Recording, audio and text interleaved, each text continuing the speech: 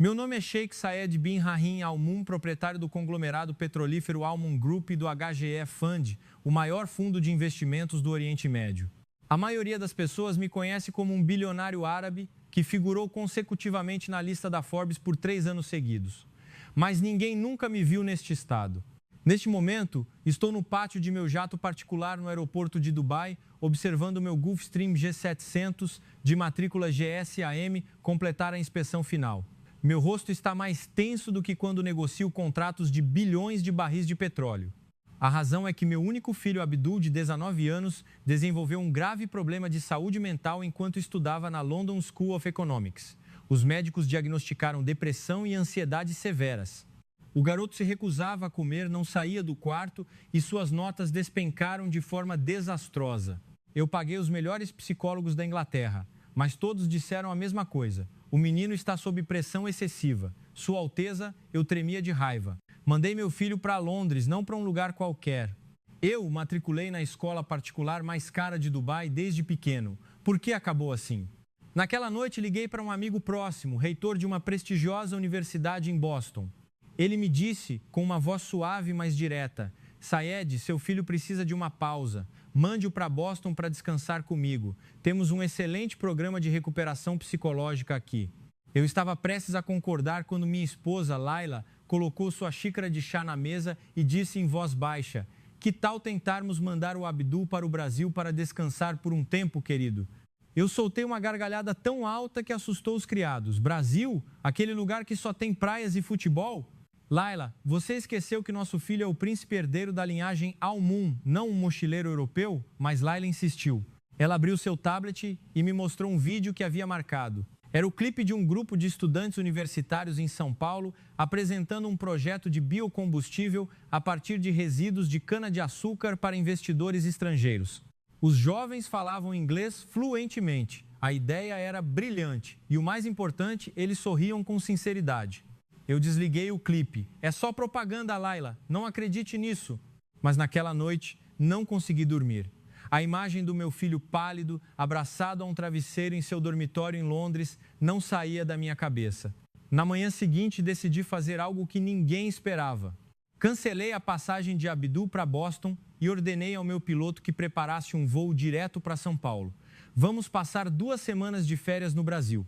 Se não der certo, eu o levo de volta para Dubai, disse a mim mesmo. Apenas 2 semanas. Mas eu não fazia ideia de que aquelas 2 semanas mudariam a vida de toda a minha família. No avião, Abdul olhava pela janela, em silêncio. Abri meu laptop e, com relutância, comecei a pesquisar sobre universidades em São Paulo. Deparei-me com nomes que nunca tinha ouvido. Universidade de São Paulo, Universidade Federal do Rio de Janeiro, Unicamp. Sorri com desdém. Os nomes soavam tão comuns. Continuei pesquisando e encontrei depoimentos de estudantes internacionais que estudaram lá. Não é apenas estudar, é viver. Os professores não são apenas mestres, são mentores. Eu pensei em estudar no MIT, mas escolhi este lugar e nunca me arrependi. Fechei o laptop, bobagem. Mas no fundo do meu peito comecei a sentir uma leve vibração. O avião começou a descer em direção ao Aeroporto Internacional de Guarulhos. Olhei para São Paulo à noite, as luzes brilhando como diamantes espalhados sobre o veludo escuro dos rios Tietê e Pinheiros. São apenas 2 semanas, repeti para mim mesmo, sem saber que aquelas 2 semanas seriam o início do maior milagre da minha vida. O avião pousou com uma suavidade surpreendente. A porta se abriu e uma lufada de ar quente e úmido entrou, junto com um aroma doce e cítrico de maracujá. Franzi a testa. Por que haveria cheiro de fruta no aeroporto? Então eu vi uma fileira de funcionários do aeroporto impecavelmente alinhados, segurando toalhas frias com aroma de chá de capim-limão. Um homem de terno de linho branco levantou a mão e me cumprimentou com um largo sorriso. Olá, Sheikh Saed Abdul. É um grande prazer recebê-los no Brasil. Ele falava árabe com um sotaque perfeito de Dubai. Fiquei atordoado por um momento e depois sorri. Parece que tivemos uma surpresa logo no primeiro passo, mas eu não sabia que a verdadeira surpresa ainda me esperava. A limusine Mercedes-Maybach que eu havia reservado já estava esperando no portão VIP, mas eu continuei parado ali, olhando para a toalha fria que acabara de receber. O aroma doce e refrescante era inebriante. Senhor Sheikh, o carro está pronto, disse o motorista, novamente em árabe. Assenti, mas minha mente ainda estava inquieta. Eu já havia aterrissado em Heathrow, Frankfurt ou JFK centenas de vezes. Nunca ninguém me recebeu com um gesto tão atencioso. No caminho para a cidade, comecei a sentir a anormalidade. Um trânsito inacreditável, tão congestionado que eu queria explodir o carro. Milhares de carros espremidos como sardinhas em lata. Motociclistas zigue-zagueando como um enxame de formigas. O som das buzinas era incessante. Uma estrada de 8 pistas, mas os carros só conseguiam se mover em uma. Virei-me para olhar para Abdul. O garoto ainda estava sentado em silêncio, a janela meio aberta. O vento quente bagunçava seus cabelos. Tá vendo, Abdul? O papai avisou. Este país. Eu estava prestes a explodir quando minhas palavras ficaram presas na garganta. À nossa frente, uma ambulância tentava passar por um cruzamento. E então todos os carros, absolutamente todos os carros, fizeram algo incrível. Não pararam em silêncio. Em vez disso, começou uma cacofonia coordenada. Buzinas soaram em um ritmo específico para abrir caminho, motociclistas se moveram como uma onda para criar um corredor e os motoristas gesticulavam, gritando uns para os outros para dar passagem. Todos se moveram para dar espaço à ambulância. Fiquei de boca aberta. Em Dubai, se isso acontecesse, certamente haveria gritos e xingamentos. Mas aqui, as pessoas sorriam umas para as outras no meio do caos organizado. O motorista se virou e sorriu para mim. No Brasil, quando uma ambulância ou um carro de bombeiros aparece, todo mundo dá um jeito, Sheik. Não precisa de lei. É uma cultura que vem de muito tempo. Engoli em seco.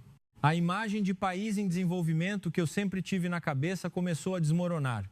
1h30 depois, chegamos ao Hotel Palácio Tangará, situado ao lado do Parque Burle Marx.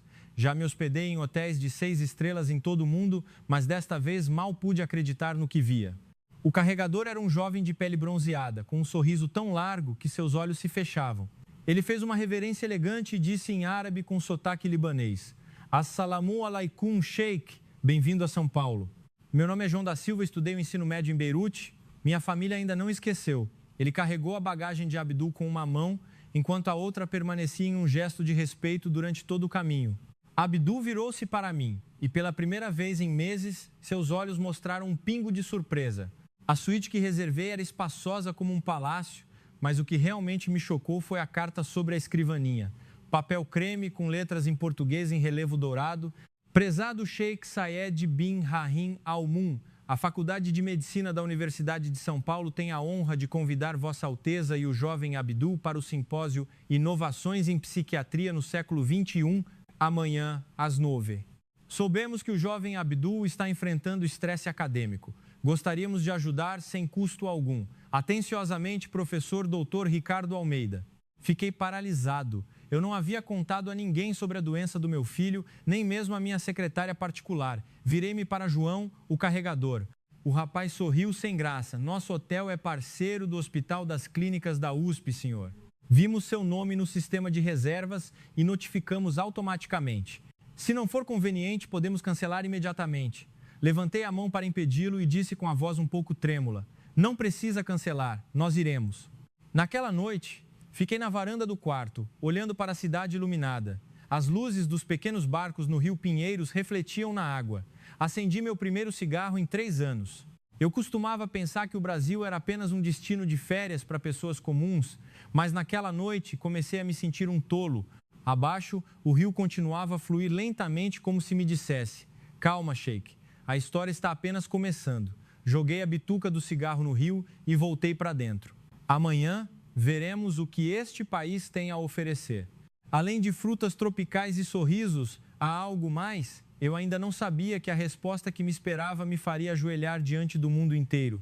Na manhã seguinte, acordei às 5. Abdul dormia profundamente, o rosto sereno pela primeira vez em meses. Fiquei olhando para meu filho por mais tempo do que o normal e depois fui para a varanda.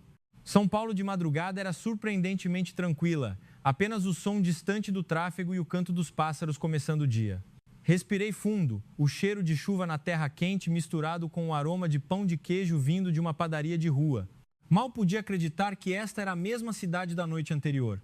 O carro que veio nos buscar era uma Toyota Alphard preta e brilhante, não tão luxuosa quanto a Maybach, mas tão limpa que refletia a nossa imagem. O motorista era um homem de meia idade que nos cumprimentou educadamente e nos ofereceu toalhas frias com um aroma refrescante de hortelã. Bom dia, sou o Dr. Marcos. Levarei os senhores à Faculdade de Medicina da USP. O trânsito pela manhã é tranquilo, levaremos apenas 40 minutos. Ergui uma sobrancelha. 40 minutos? Ontem à noite levamos 1h30. Mas quando o carro começou a andar, entendi imediatamente. Todos os carros automaticamente se moviam para a faixa da direita, deixando a da esquerda livre para quem quisesse passar. Ninguém disputava espaço, ninguém cortava a frente. Olhei para o relógio, exatamente como o médico disse, 41 minutos depois, chegamos ao portão da universidade. Eu esperava arranha-céus e salas de reunião de vidro, mas o que vi foi um complexo de prédios antigos, de cor ocre, com quase um século de existência. A placa de identificação em português com letras douradas. Árvores frondosas forneciam tanta sombra que a luz do sol se filtrava pelas folhas em manchas tremeluzentes. Franzi a testa com força. Este é realmente o principal hospital-escola do país? O médico riu. Sim, senhor Sheik, mas o interior não se parece com o exterior. Antes que eu pudesse responder, uma jovem de jaleco branco correu em nossa direção. Ela fez uma reverência graciosa e falou em árabe com um sotaque sírio tão claro que me assustou. Bom dia. Meu nome é Sofia, sou estudante do 6º ano de medicina. O professor Almeida me pediu para receber o Sheik e o jovem Abdul. Fiquei boquiaberto. Abdul, que me seguia em silêncio, sussurrou. Pai, ela fala árabe melhor do que eu. Sofia nos guiou por um pequeno pátio sombreado por árvores antigas. Havia uma pequena placa que dizia: Jardim terapêutico para pacientes com depressão. Vi alguns pacientes sentados, bebendo chá de erva sob um enorme jequitibá rosa, conversando alegremente com os estudantes. Comecei a sentir algo estranho no peito.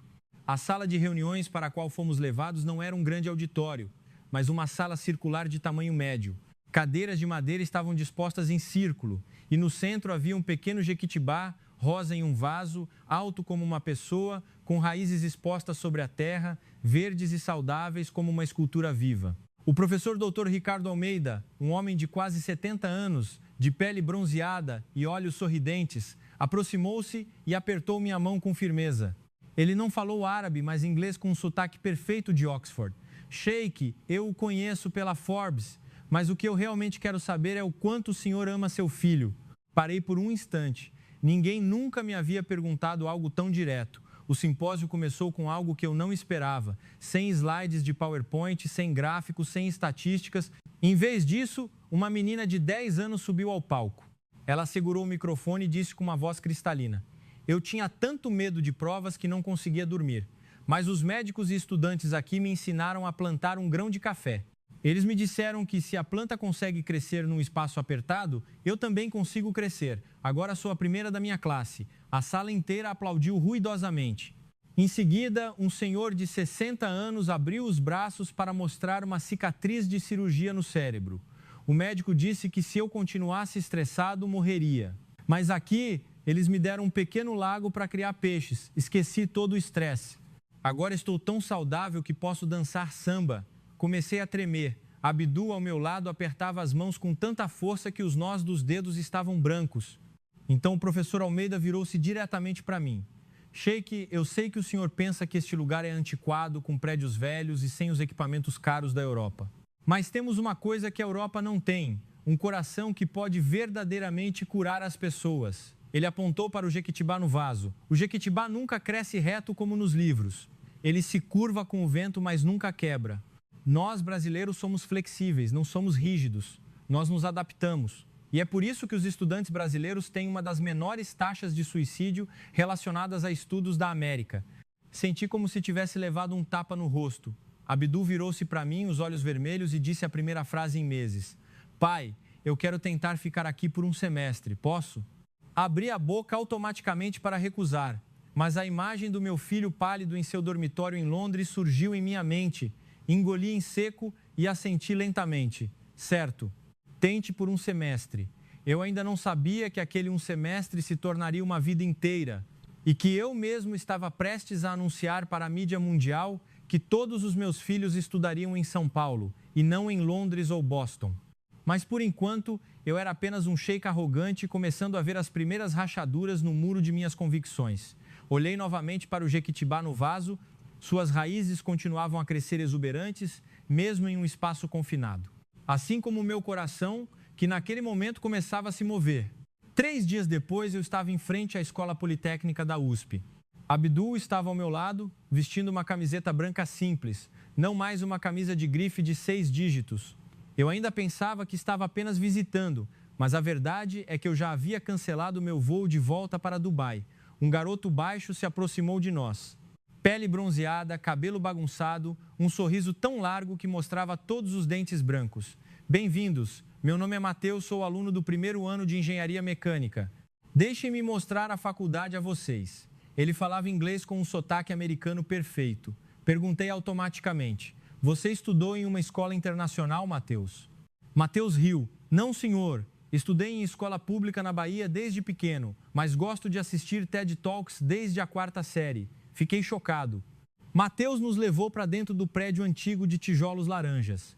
Eu havia me preparado mentalmente para ver laboratórios velhos e equipamentos ultrapassados.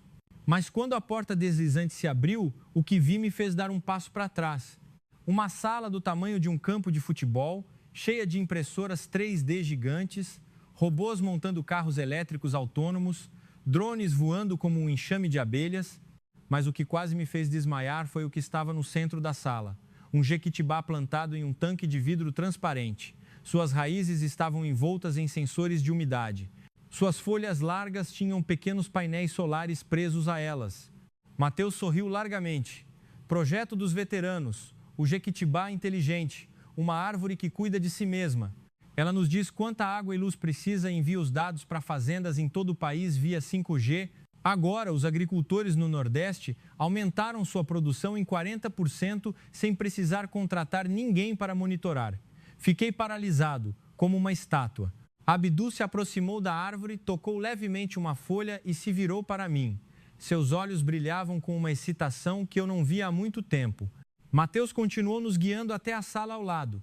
Lá, uma jovem usando um hijab estava apresentando um projeto. Seu nome era Luísa, de Pernambuco. Ela estava explicando seu sistema de dessalinizador solar, uma máquina que purificava a água do mar usando energia solar, a um custo de menos de $10. Eu fiz isso para os pescadores da minha cidade.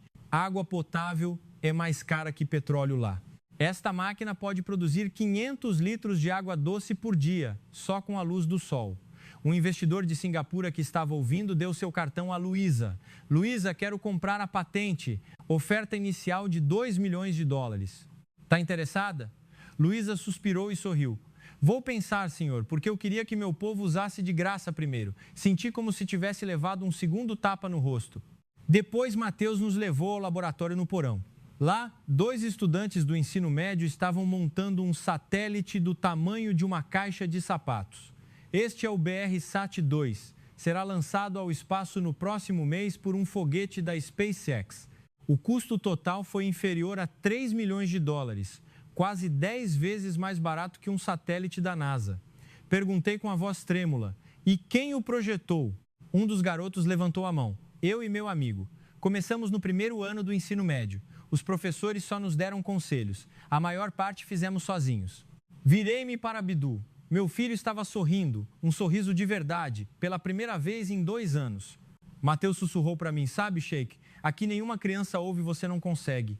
Porque os professores nos ensinam que se um jequitibá pode crescer em solo rochoso, um brasileiro pode fazer qualquer coisa. Olhei para o jequitibá plantado dentro do prédio antigo, a luz do sol entrava pela janela e as folhas tremiam suavemente. Comecei a entender por que o jequitibá se curva com o vento. Não porque é fraco, mas porque é inteligente o suficiente para saber que a flexibilidade é a forma mais poderosa de sobrevivência. Naquela tarde, Abdul me disse, pela primeira vez sem que eu perguntasse, pai, quero me inscrever para estudar aqui. Não apenas por um semestre, mas pelos 4 anos completos. Olhei para meu filho e assenti lentamente, certo? Onde você quiser estudar, eu apoiarei. Mas em meu coração eu estava pensando em algo louco. Talvez meus outros filhos também devessem vir para cá. Eu ainda não ousava dizer em voz alta. Mas a semente da mudança havia brotado em meu coração, como as raízes de um jequitibá penetrando no solo duro. Uma semana passou rápido como uma mentira. Abdul e eu não voltamos para o hotel de luxo. Nós nos mudamos para o alojamento estudantil da Poli, um quarto duplo que custava o equivalente a $80 por mês. O quarto era apertado com um ventilador de teto velho, Abdul sorriu tão largamente que suas covinhas ficaram profundas. Pai, meu quarto em Londres era 10 vezes mais caro, mas nunca consegui dormir bem uma noite sequer. Eu ri com lágrimas nos olhos e comecei a sentir que estava me tornando um louco. Hoje, Mateus nos levou para almoçar no refeitório da faculdade, o bandejão. Uma refeição completa custava 35 centavos de dólar com arroz, feijão, 3 opções de prato principal e água à vontade. Eu ia reclamar do quão barato era, mas quando vi os estudantes lotando as mesas, fiquei em silêncio. Todos riam e conversavam alegremente. Ninguém estava vidrado no celular, ninguém comia com pressa para ir embora. Abdul perguntou a Mateus em voz baixa: "Vocês não ficam estressados com as provas?" Mateus riu: "Claro que ficamos, mas ficamos estressados de forma consciente. Aqui, os professores ensinam que um cérebro cansado de mês não consegue ter boas ideias. Por isso, toda sexta-feira, às 3 da tarde, a faculdade inteira fecha. Todos têm que sair para praticar esportes, visitar um parque ou fazer trabalho social. Quem desobedecer perde pontos de participação comunitária." Eu quase engasguei com a água. Perder pontos de participação comunitária? Mateus assentiu. "Sim, senhor. É uma disciplina especial. Se a nota for abaixo de 70%, você não se forma, porque um bom engenheiro precisa ter um coração, não apenas um cérebro." Naquela tarde, fomos levados para a Sexta-feira Verde. 500 estudantes, todos vestindo camisetas verdes, pegaram enxadas, pás, sacos de lixo e mudas de árvores e entraram em ônibus para reflorestar uma área de mangue degradada em Cubatão. Fiquei paralisado ao lado do ônibus. Sheikh Saed, em seu terno italiano sob medida, prestes a plantar árvores de mangue, mas quando vi Abdul tirar seus sapatos Louis Vuitton e correr para a lama com seus novos amigos, eu também tirei os meus. A lama era pegajosa e afundava até os tornozelos. O cheiro salgado do mar se misturava com o suor, mas todos riam alto. Uma garotinha chamada Helena me deu uma muda de mangue. "Tio Sheikh, plante aqui, esta árvore vai crescer junto com a gente, viu?" Eu ri até as lágrimas e me curvei para plantar a primeira árvore da minha vida aos 55 anos. Abdul correu até mim ofegante. "Pai, eu acabei de aprender a nadar no riacho com os amigos. A água não é limpa, mas estou mais feliz do que em qualquer piscina 5 estrelas. Abracei meu filho com força. Pela primeira vez, senti que meu filho estava realmente respirando. Naquela noite, Abdul conversou comigo até as 2 da manhã. "Sabe, pai, eu costumava pensar que sucesso era ter muito dinheiro. Mas aqui, meus amigos têm menos de 10 dólares na conta, mas têm sonhos maiores que os meus." Fiquei em silêncio e perguntei em voz baixa: "E você quer se tornar como eles?" Abdul assentiu imediatamente. "Sim, pai. Eu quero ser um engenheiro que cria um mundo melhor, não apenas lucro para a nossa família." Apertei o punho. Uma culpa enorme me atingiu. Eu ensinei a meu filho que o dinheiro era Deus. Mas aquelas crianças brasileiras ensinaram a meu filho que a felicidade e o propósito eram Deus. Naquela noite, sentei-me para escrever um e-mail para minhas 3 filhas que estudavam em Oxford e Harvard. "Voltem para casa urgente. Temos algo importante para conversar." Eu não ousei dizer o motivo, mas em meu coração eu já sabia. O jequitibá que se curva com o vento estava dobrando meu coração de uma maneira que eu nunca havia experimentado. Levantei meu copo de água e sussurrei para mim mesmo: "Não vai demorar muito para o mundo saber sobre o que acontece aqui." Naquela noite, eu estava lendo relatórios financeiros na varanda do dormitório. A luz da lua iluminava o grande jequitibá em frente ao prédio, projetando a sombra de suas folhas no cimento. De repente, meu telefone vibrou violentamente. Era de Dubai, minha secretária particular. Atendi com um mau pressentimento. "Sheikh, más notícias. Assim irritar, Aria teve uma briga feia com um professor em Oxford." Ela jogou o laptop no quadro e gritou: "Estou cansada de ter que ser perfeita." Agora ela foi suspensa, será enviada de volta para Dubai amanhã de manhã e deixou claro que nunca mais vai estudar na Europa. Senti como se um raio tivesse me atingido. Aria, minha filha mais brilhante, a aluna de honra em todos os semestres. Por que ela explodiu assim? Liguei para ela imediatamente. O sinal estava fraco. Do outro lado da linha só havia soluços. "Pai, eu não aguento mais. Todo mundo espera que eu seja a número 1. Não tenho amigos, não tenho folga, não tenho vida. Eu quero morrer, pai." A palavra morrer saindo da boca da minha filha me fez desabar no chão da varanda. Abdul correu, o rosto pálido. "Pai, o que aconteceu?" Passei o telefone para meu filho. Abdul ouviu por apenas 30 segundos e sua expressão ficou séria. "Pai, a área está passando exatamente pelo que eu passei há 3 meses. Se não fizermos algo agora, ela pode realmente se machucar. Cobri o rosto com as mãos. 2 filhos com problemas de saúde mental ao mesmo tempo. Senti como se o império que construí durante toda a minha vida estivesse desmoronando diante dos meus olhos. Abdu segurou meu ombro com firmeza. Pai, só há uma maneira: trazê-la para cá conosco.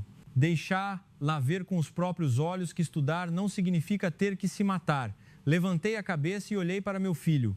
O garoto que já esteve tão deprimido que não falava, agora estava se tornando o guia de seu pai. Na manhã seguinte, fretamos um jato particular de Dubai para buscar Ária e trazê-la diretamente para Guarulhos. Enquanto esperava, eu andava de um lado para o outro como um leão enjaulado. Abdu estava sentado de pernas cruzadas, falando ao telefone com Mateus e seus amigos. Sim, minha irmã está vindo mesmo. Me ajudem a preparar um quarto vago ao lado do nosso, por favor. Muito obrigado. Olhei para meu filho sem acreditar. 3 horas depois, Ária saiu pelo portão de desembarque. Ela estava muito mais magra, com olheiras profundas e o cabelo bagunçado, sem maquiagem, sem joias. Abracei minha filha com tanta força que tremi. Pai, me desculpe. Nunca pensei que dinheiro e fama pudessem causar tanta dor a vocês. A Ária chorou convulsivamente em meus braços. Pai, eu só queria ser eu mesma, só um pouquinho. Abdu se aproximou e abraçou a irmã por trás. Aqui você vai poder ser você mesma, com certeza. Nós 3 pegamos um táxi rosa e velho de volta para o alojamento, sem guarda-costas, sem motorista particular. No caminho, Ária olhava pela janela, vendo os estudantes esperando o ônibus em filas organizadas, ninguém empurrando, todos sorrindo e se cumprimentando. Ela sussurrou: por que todo mundo parece tão feliz? Abdu sorriu. Você vai descobrir, irmã. Naquela noite, às 10 horas, ouvi gritos vindos do quarto de Ária. Corri para lá. Minha filha estava sentada no chão, chorando histericamente, com o celular quebrado na mão. Meus amigos de Oxford me mandaram mensagens de bullying. Eles disseram que eu tirei minha primeira nota baixa na vida e que manchei a reputação da família. Eu realmente quero morrer, pai. Caí de joelhos e abracei minha filha. Pela primeira vez na vida, chorei na frente de um filho. Abdu estava na porta, o rosto sério. Ele disse uma frase que me fez arrepiar. Pai, se amanhã minha irmã não estiver melhor, eu vou largar a faculdade aqui e voltar para a depressão em Londres com ela. A ameaça do meu filho foi 100 vezes mais pesada do que a de qualquer rival de negócios. Levantei a cabeça, olhei para meus 2 filhos e disse com a voz trêmula, mas firme: não vou perder mais um filho. Amanhã vamos encontrar uma maneira de curá-los completamente usando o método brasileiro. Eu ainda não sabia qual era esse método, mas podia sentir uma energia se formando ao nosso redor, como as raízes de um jequitibá penetrando na terra para se preparar para uma grande tempestade. A tempestade chamada verdade. Às 5 da manhã, eu ainda não tinha dormido. Estava fumando meu 3º cigarro na varanda do dormitório, observando a primeira luz do dia atingir o grande jequitibá. Abdu saiu, segurando 2 xícaras de café com leite quente. Pai, eu já falei com o professor Almeida. Às 8 ele vai nos levar à Casa Acolhedora Jequitibá. É um centro para jovens e adolescentes que ele abriu no ano passado. Assenti sem perguntar mais nada. Exatamente às 8, uma van branca veio nos buscar. Sem logotipos de luxo, apenas um coração rosa pintado na janela. O motorista era o próprio professor Almeida. Ele sorriu. Por favor, entrem. Hoje não usaremos uma sala de conferências. Usaremos um lar. A van saiu de São Paulo em direção ao oeste por quase 2 horas, finalmente virando em uma estrada de terra cercada por campos verdes. A Casa Acolhedora Jequitibá ficava no meio de um campo exuberante, uma casa de madeira de 2 andares, branca e simples. Ao redor da casa havia centenas de pequenos jequitibás enfileirados e um grande lago cheio de peixes coloridos. Franzi a testa. Isso é um hospital psiquiátrico, professor? Professor Almeida sorriu suavemente. Não é um hospital, Sheik, é um lar. As crianças que vêm para cá não vêm para serem tratadas, mas para viver com uma nova família temporária. Entramos. Cerca de 20 adolescentes estavam sentados em círculo sob o grande jequitibá. Havia crianças magras com olheiras, crianças com cicatrizes, todas rindo de alguma coisa. O menino correu até o professor Almeida. Professor, hoje meu peixe cresceu 2 centímetros. O professor Almeida afagou a cabeça do menino. Muito bem, meu filho. Hoje à noite vamos comer frango assado com farofa. Aria estava imóvel, os olhos arregalados. Abdul segurou a mão da irmã com firmeza. O professor Almeida nos levou a um quiosque de bambu. Sem cadeiras caras, apenas esteiras de palha e um ventilador de teto antigo. Ele se virou diretamente para a Aria. Você se sentia como se fosse apenas suas notas e a reputação da sua família, não é? As lágrimas de Aria escorreram lentamente enquanto ela sentia. O professor Almeida sorriu. Aqui vamos ajudá-la a se reencontrar. Não com remédios, não com terapia ocidental, mas com 4 coisas simples: terra, água, vento e fogo. E a 5ª coisa, amigos que passaram pela mesma coisa. 3 dias depois, algo que eu nunca pensei que aconteceria, aconteceu. No primeiro dia, a Aria foi encarregada de cuidar de uma orquídea. Ela tinha que regá-la e conversar com a planta todos os dias. No início, ela reclamou que era inútil, mas naquela tarde voltou com um sorriso. Pai, a planta está me ouvindo!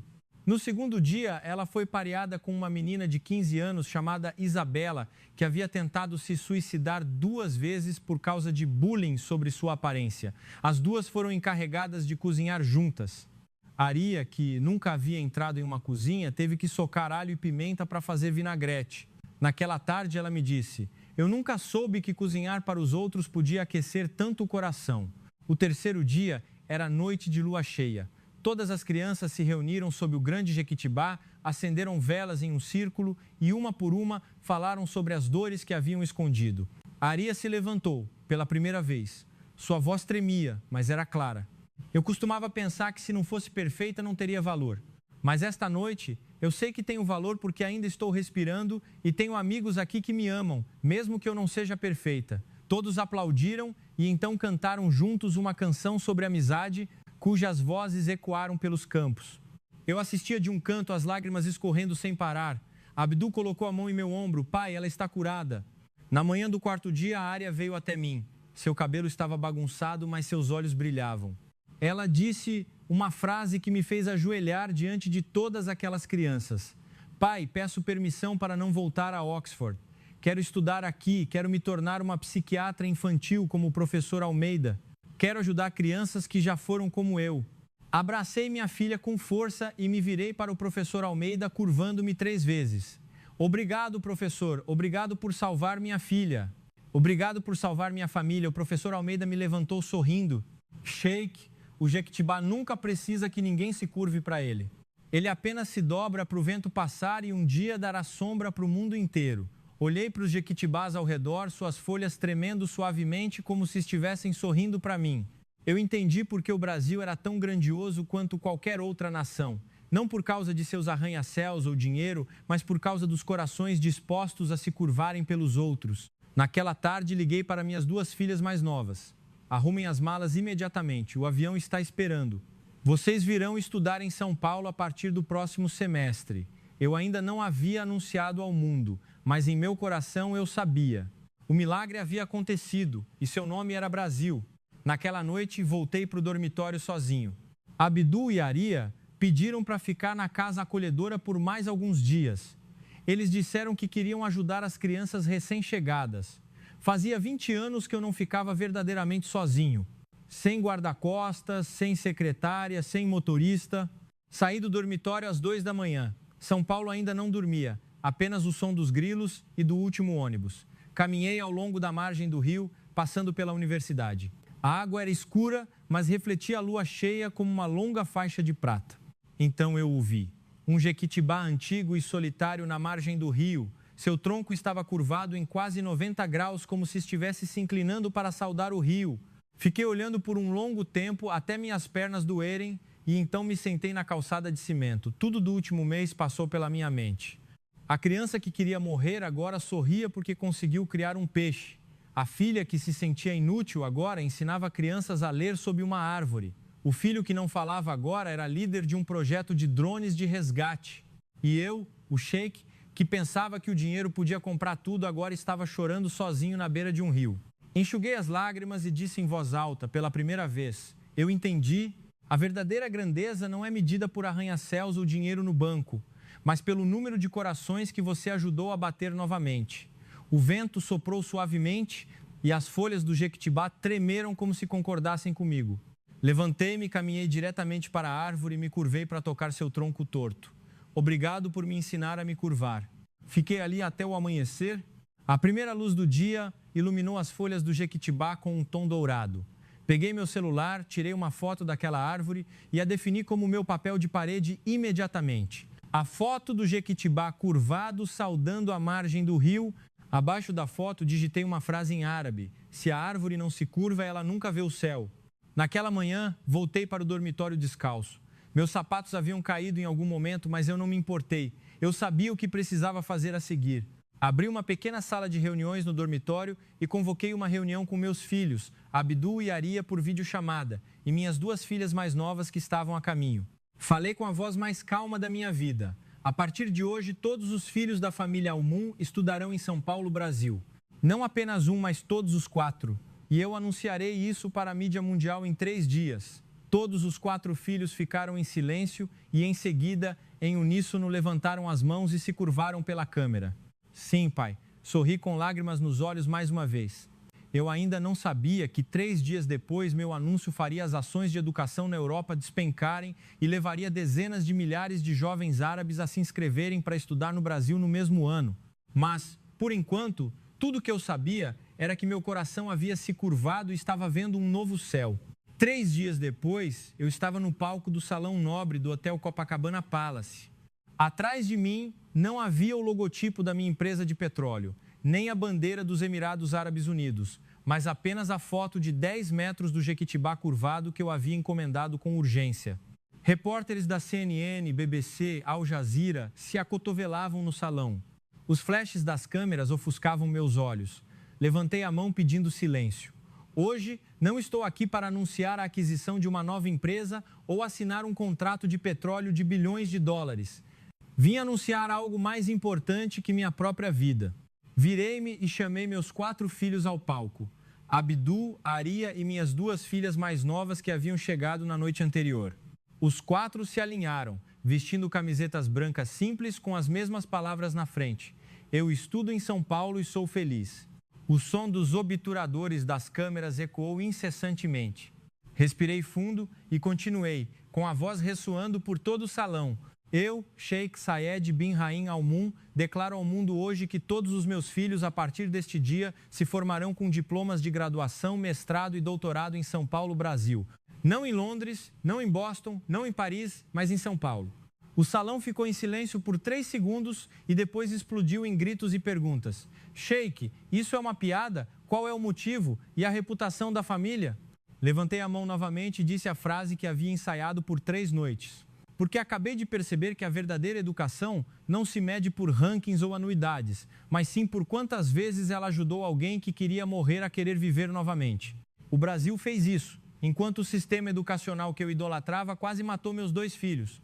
Virei-me e abracei meus 4 filhos com força, as lágrimas escorrendo pelo meu rosto.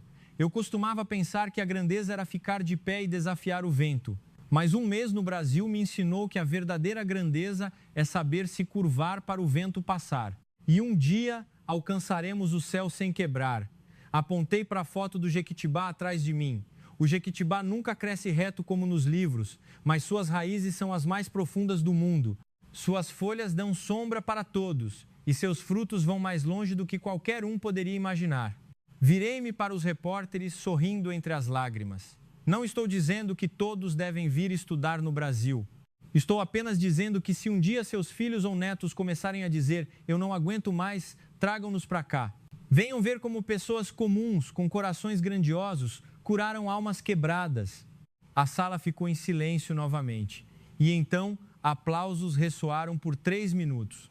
Um repórter da BBC levantou a mão para a última pergunta. Sheikh, o que o senhor acha que o Brasil tem que o mundo ainda não conhece?